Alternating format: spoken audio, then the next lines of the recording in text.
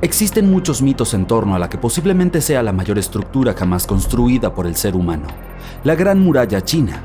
Algunos dicen que es tan grandiosa que es visible desde el espacio. Otros afirman que se puede ver desde tan lejos como la Luna. Otras teorías incluso que sus constructores fueron dejados en su interior. Pero bueno, siento decepcionarte, pero todas estas impresionantes historias no son más que mitos. Sin embargo, incluso con estos relatos desmentidos, la Gran Muralla China es una estructura impresionante y realmente sobrecogedora. Así que permíteme contarte su verdadera historia. En la actualidad, China es uno de los países más poblados del mundo, con 1.400 millones de habitantes. También es una de las naciones más antiguas. Cuenta con 3.500 años de historia escrita ininterrumpida. Pero su civilización ya existía mucho antes. Existe la teoría de que mientras que el continente europeo, por ejemplo, llegaron muy probablemente humanos procedentes de África, China no fue poblada por colonos llegados de otro lugar. Algunos creen que la civilización china se formó a partir de los habitantes locales de la Edad de Piedra que vivían en el territorio desde la prehistoria. Y ahora, la Gran Muralla. Es realmente grande incluso para los estándares actuales. Se extiende a lo largo de más de 21.000 kilómetros.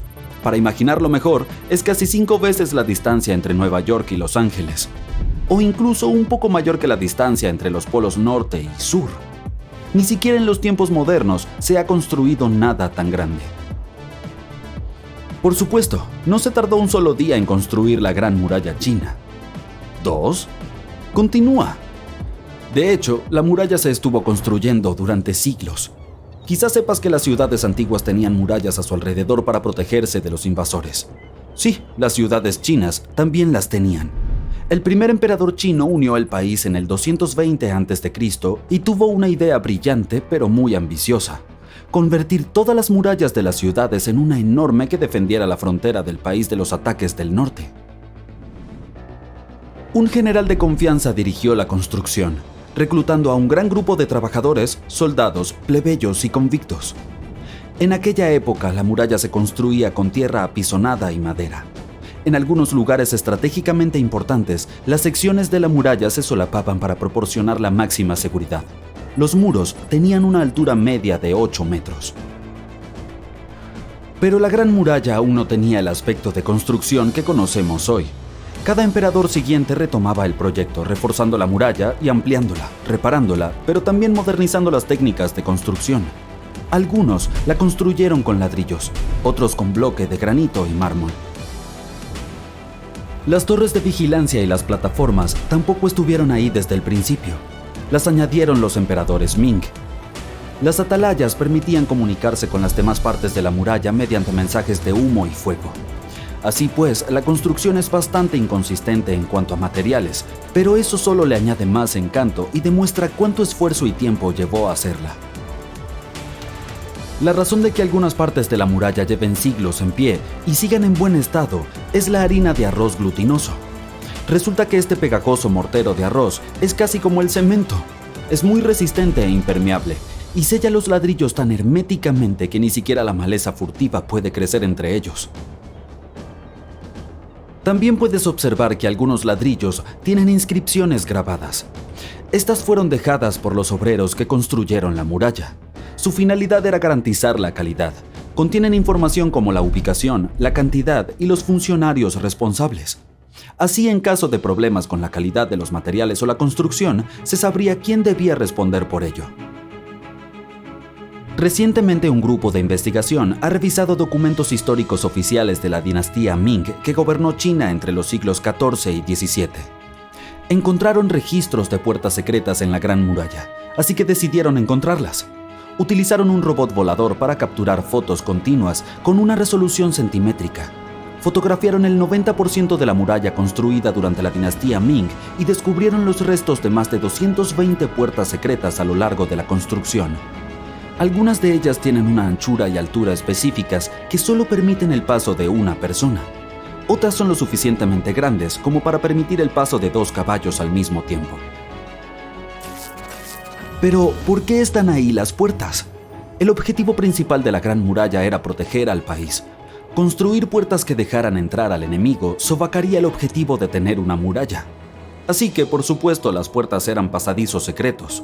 encajaban perfectamente con el entorno topográfico y la salida exterior estaba camuflada con ladrillos, de modo que casi no se distinguían. La muralla nunca fue solo un muro defensivo y nunca estuvo completamente cerrada. Podía abrirse a voluntad.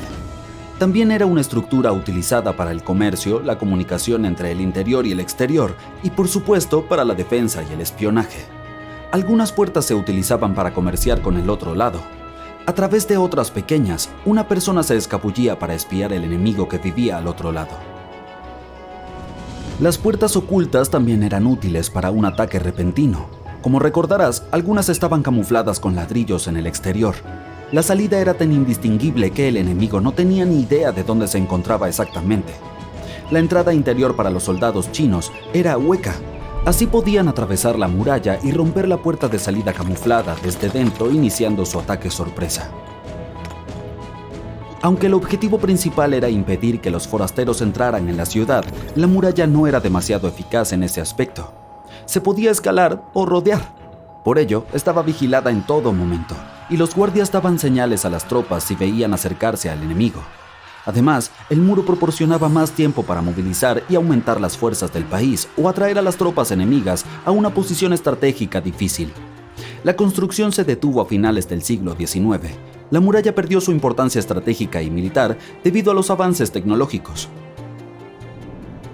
A lo largo de los siglos hasta hoy, solo el 8% de la Gran Muralla se encuentra en buen estado.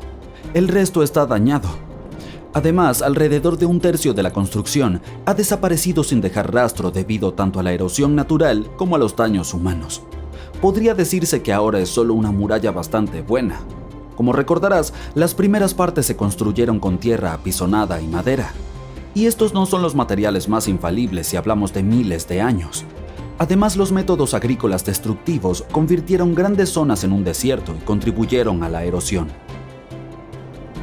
Por otro lado, en el siglo pasado se retiraron muchos ladrillos de la construcción para utilizarlos en la construcción de granjas y casas. La muralla está siendo deconstruida piedra a piedra aún hoy, pero esta vez por los turistas.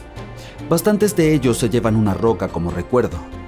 En total son muchas piedras, teniendo en cuenta que más de 10 millones de turistas visitan la Gran Muralla cada año.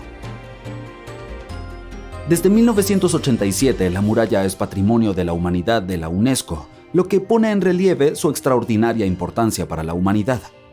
Es uno de los 56 sitios del Patrimonio Mundial de China, que tiene el segundo lugar entre los países con monumentos protegidos por la UNESCO. ¿Quién es el primero? El primer puesto, con 58 sitios del Patrimonio Mundial, pertenece a Italia. ¿Y sabías que la muralla no es solo una famosa atracción turística, sino también el lugar donde se celebra el Maratón de la Gran Muralla? Se trata de un maratón que se creó en 1999 y es uno de los más exigentes del mundo. Lo ha adivinado bien. La gente corre a lo largo de la muralla, incluidos todos los escalones. Hay 3 distancias, así que los participantes pueden correr un maratón completo de 42 kilómetros, un medio maratón de 21 kilómetros o simplemente hacer una carrera divertida de 8 kilómetros y medio.